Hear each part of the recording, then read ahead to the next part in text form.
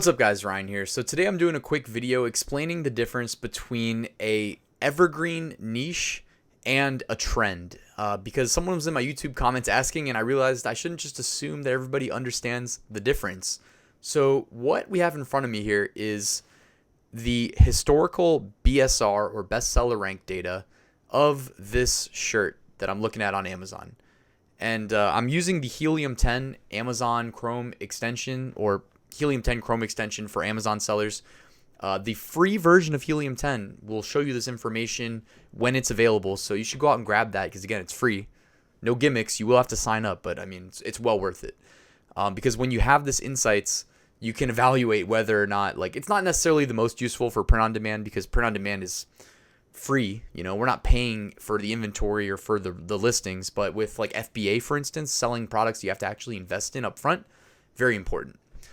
So, because you want to know if it's seasonal and project your inventory levels. So I wanted to show what it looks like with, on this shirt. Like, this is not really an evergreen niche. This is more of a trending niche because it's related to going back to school for young students. And we only go back to school in America. It's really like one time of year. It's really around the August, September months.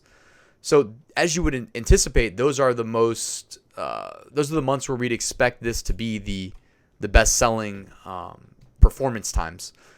But so what you're seeing here in the historical bestseller rank data is every time this little line graph goes up, that means the bestseller rank's climbing, indicating that it's not getting sales. And every time it drops off a cliff, that usually indicates that a sale occurred. So someone bought the shirt, but there's not many sales taking place, it looks like, outside of September 20th, 2018, and then it climbed all the way up in bestseller rank to the, what is that, 5.5 million bestseller rank. So it just didn't get a sale for a really long time. And then in January, on the 27th of 2019, it got at least one sale because it dropped from 5.5 million down to 1.2 million.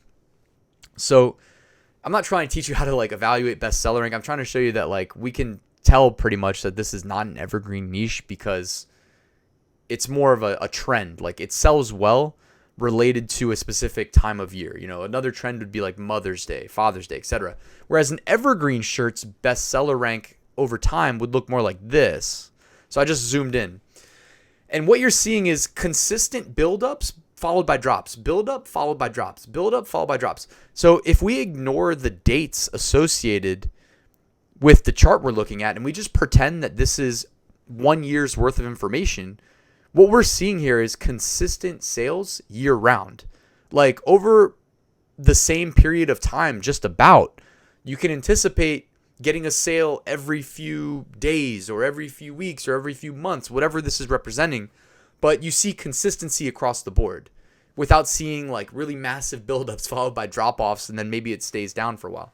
You know, like if you're selling things related to outdoor pools, you maybe expect to get the most sales in the summertime as opposed to the wintertime when the weather's too cold to use an outdoor pool. Things like that. Trends versus evergreens. When you sell evergreen products, you maybe don't expect year-round sales, but you know it's a possibility. Whereas even though this shirt is definitely a bestseller right now, they still went through a period of time, as illustrated here, by this massive climb with no sales at all.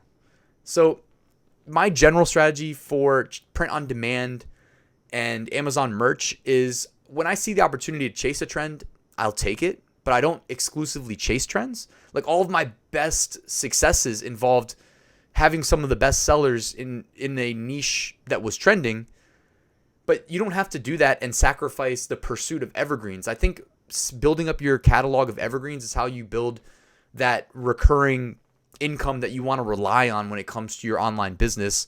And in this case with print on demand, like, that's going to involve selling niches other than, you know, back to school. Like, I was thinking of like dabbing unicorns. Like, why would that sell any better? I mean, it's going to sell great in Christmas, even though it's not related to Christmas. That's different. The fourth quarter sales rush is different. I wanted to find like a product to show you the chart for, but there's not historical bestseller rank information for all products. So I could not find a good one. Let's see. So this is another backpack. It's, back to school. So as you can see here, like bestseller ranks high in December, even in December, and then look at it coming down, down, down, down, down, and all of a sudden back to school time, look how low it is. Much, much lower. Are any of these? This one has a chart. All right, here you go. So, and by the way, I just guessed that this would have been the case, and I was spot on. Look at this chart right here. This is an evergreen. The bestseller rank is not climbing, climbing, climbing, climbing.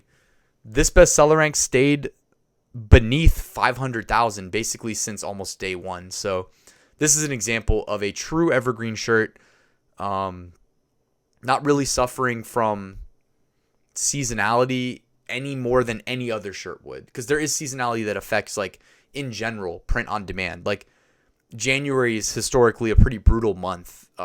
It's marred by a lot of returns from Christmas, as you would expect. So we wouldn't say that. Yeah. Anyways, this is hopefully illustrating the difference between a trend and an evergreen. I apologize for assuming that people just instantly knew that off the bat. So if you like this video, please hit that like button. If you're new here, please consider subscribing.